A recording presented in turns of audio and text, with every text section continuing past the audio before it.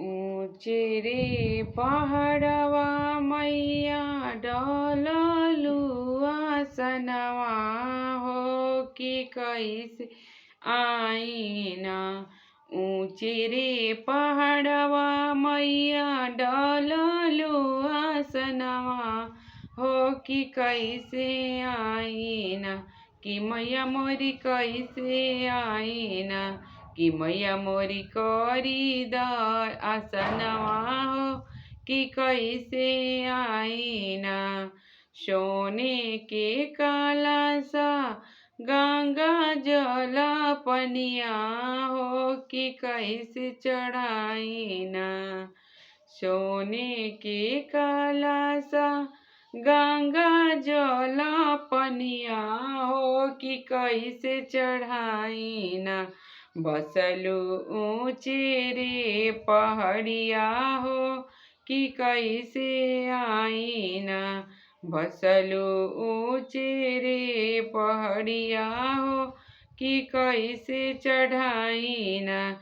कि मैया मोरी करी द आसनवा हो कि कैसे आईना। कि मैया मोरी करी द आसनवा हो कि कैसे आईना। लाले ओढ़ौलवा के हारवा बनवनी हो कि कैसे पहिराईना। लाले ओढ़ौलवा के हारवा बनवनी हो कि कैसे पहिराईना। कि मैया मोरी कैसे पहिराईना। बसलू ऊँचे रे पहाड़िया हो कि कैसे आईना। कि बसलू ऊँचे रे पहाड़िया हो कि कैसे आईना। कागा बोलेला हो अंगनवा आज मोरी मैया अइहे ना।